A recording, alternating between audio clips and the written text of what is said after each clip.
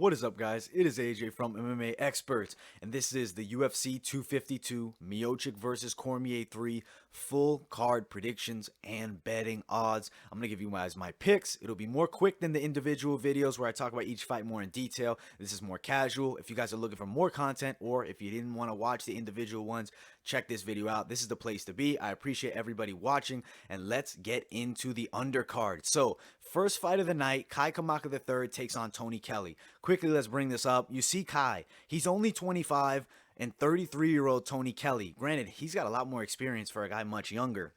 Now, Tony Kelly did have some time off. He had a bit of a delay in his career. He did have a very tough fight against Kevin Aguilar. Gave Aguilar a very tough matchup. Granted, he did lose, and that is his one defeat on his record. He's 5'10" to 5'7". He's also an underdog. Let me quickly pull up the odds. You see, he's a minus 225 favorite for Kai, and a plus 190 underdog for Tony Kelly. I'm riding with the underdog. I'm picking Tony Kelly to win this fight by upset. I'm riding with it. I feel it from the footage I saw. I think it's going to happen. But hey, Kai's very tough, and he definitely could pull it off. But I'm riding with Tony. Now, let's move up. Chris Daukaus and Parker Porter, both big heavyweights, both come tipping in the scales, 260 plus, 256. Last weigh-in for Chris Daukaus, but he's a heavy boy. Both these guys are a little bit on the chubbier side. They're not super lean. They're not ripped heavyweights. They don't have the body of Francis Ngannou, but they're scrappy. Chris Daukaus, I believe he's the better fighter. I think he's more technical on the feet. He's lighter on his feet. You see, he's a plus 130 underdog to the minus 160 favorite. I'm riding with Chris Daukaus to win this one. He does have a loss recently to Azuna Anua. I saw him fight in UFC, actually. I don't know if you guys remember Azuna. He won on the Dana White's Contender Series, but then fought Justin Ledet, lost a split decision, was released immediately from the UFC. But I'm riding with Chris Daukaus in this one. I think he gets it done. I think he does it probably by knockout in the second round. Now, TJ Brown versus Danny Chavez. Danny Chavez hits like a truck. 3 straight wins by knockout in the first round, I believe. Let me see. Is it first round each? I know that they're 3 straight wins by knockout, though. So let me give you the proper stats. Yes, 3 straight first round knockout wins. He hits like a truck. He's fighting TJ Brown, who's coming off a loss against Jordan Griffin. But, I mean, he's a good fighter with a lot of skills. I think he's going to look to get this fight to the mat. I think he will succeed in that. I have TJ Brown beating the very heavy-handed Danny Chavez by a unanimous decision. He's a minus 205 favorite to the plus 175 underdog. Very fair odds here. TJ Brown getting it done. Now, let's move up. I don't know why Junior Dos Santos is here on the screen, but we will find our way back to the card. All right, so next fight, we have Felice Herrig and Vera Jandiroba. Jandiroba recently had a loss to the very skilled Carla Esparza. You see Esparza's on a big win streak now. It was a year and 3 months ago. She fought 8 months ago, beat Mallory Martin. For Felice, though, she has not fought in almost 2 years. The unanimous decision loss to Michelle Watterson. I'm riding with Vera. I think she dominates here, gets a fight to the floor, and wins a unanimous decision. I think that Felice is very tough to stop, which is why I don't have Vera winning by submission. Felice, though, good striker. I think she may be the better striker, but I think she won't be able to stop the grappling attack of the very tough Vera, who's 15-1 as a pro. Pretty impressive record, in my opinion.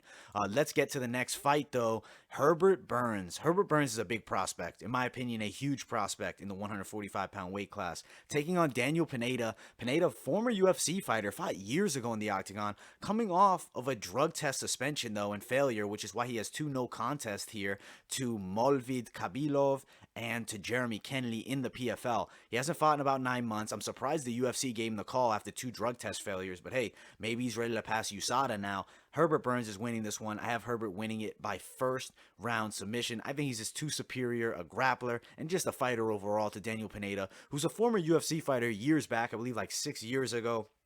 But he's a scrappy guy and he's good. I mean, realistically, yeah, those are losses, those are no contests, but he is realistically on a 5-fight unbeaten streak, and without that drug test failure, those 2 no contests are victories. But drug test failure, if he's off the stuff, is he going to be the same fighter that we saw in PFL? I don't know. We'll find out. I got Herbert Burns winning, though.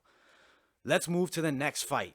Liviana Souza and Ashley Yoder. Ashley Yoder, I think she's a solid underdog at plus 125 to pick here. I mean, granted, the odds makers know that she's legit because she's not a freaking huge underdog. She's a plus 125. You see Liviana Souza at a minus 155 favorite. I think Yoder's the better grappler here. I think she wins this fight by unanimous decision. Gets the upset. She's also a lot taller. You see 5'3" to 5'7", 3.5-inch reach advantage. I'm picking Ashley Yoder to win this one here by upset against the very tough Liviana Souza, who's scrappy as hell.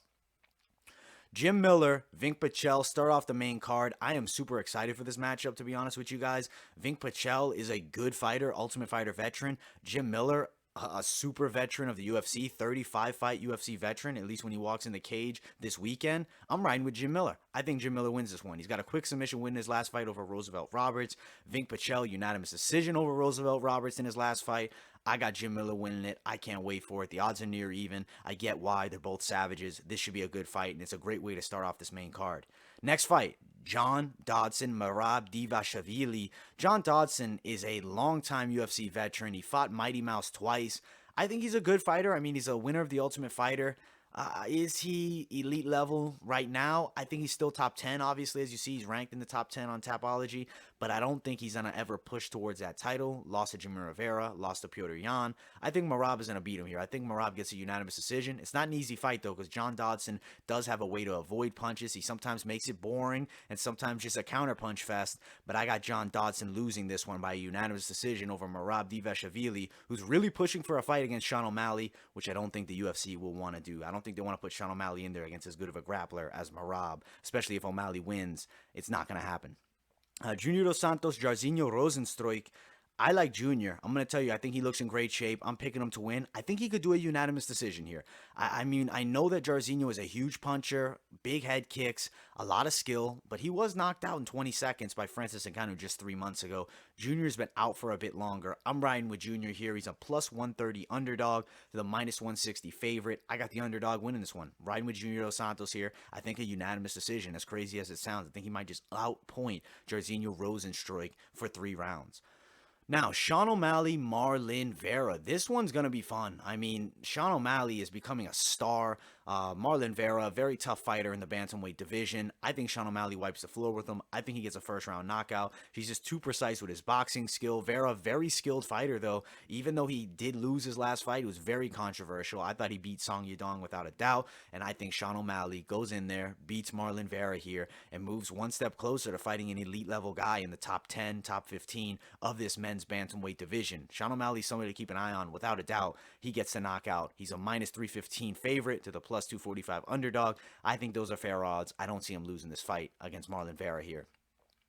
Now, Stipe Miocic and Daniel Cormier in the biggest fight in UFC history, at least the biggest heavyweight fight in UFC history. This is a fight that's going to go down in the record books. You have the champion Stipe Miocic fighting for the 3rd time against Daniel Cormier. Both have losses to one another. Both have beaten one another. I think Daniel Cormier wins this one. I think he's training his ass off. I think he shows up in the best shape we've seen him. I think he wins a very, very impressive wrestling-type displayed TKO round 3 of Stipe Miocic. I don't think he's going to just stand and trade. I think he will trade at moments, but I think he knows he needs to get this fight to the floor and beat Stipe up a bit to tire him out. Because if he just tries to strike with Stipe Miocic, Stipe stays fresh and carries that power throughout all the rounds. We saw that. He was getting hit by punches against Daniel Cormier in his last fight, but at the end of the day, that body shot that he delivered was huge, and he just kept ripping huge body shots, and Cormier could not stop those body shots, and I think Stipe has that in the back of his mind. We'll see if Cormier made some adjustments and will be able to stop the body shots this time. But Stipe Miocic has the power to knock out Daniel Cormier at any time throughout these 5 rounds. I think Cormier needs to put Stipe on his butt, grind him out a bit, use that fat that he has on him, use that weight to really lay on Stipe Miocic, land some ground and pound, tire him out, and then get the TKO in round 3. I'm picking Daniel Cormier. He's a minus 120 favorite to the minus 110 underdog. This fight is near even. You see the 6'4" Stipe Miocic to the 5'11" Daniel Cormier, also packing a 7.5-inch reach advantage. Cormier's dealt with this his whole career. I believe he'll be able to deal with it here. The smaller cage definitely favors Daniel Cormier. He can get it up against the fence. He can hold. He can grind out a victory. We may even see a decision win for Daniel Cormier here. It definitely could happen. I'm picking Cormier to beat Stipe Miocic. This is a fight I cannot wait for. One of, if not the biggest fight in UFC history. The trilogy that will determine the greatest heavyweight in UFC history. Maybe the greatest heavyweight to ever walk the face of this earth in terms of fist fighting skill. God bless. I can't wait for it. I'm super pumped. Obviously, you guys can tell this is going to be a sweet card. This card is one that you do not want to miss. UFC 252, Miocic versus Cormier 3. I'm ecstatic for it. I think we're going to have some amazing fights from bottom to top. There are very good fights. Can't wait for this pay-per-view. Thank you guys so much for watching. I hope you all enjoyed. Make sure you guys subscribe here. Go follow my social medias, Instagram and Twitter. Like this video. Turn on those post notifications. More content is going to be coming all the time. Thank you guys so much, and I will see you all in the next one.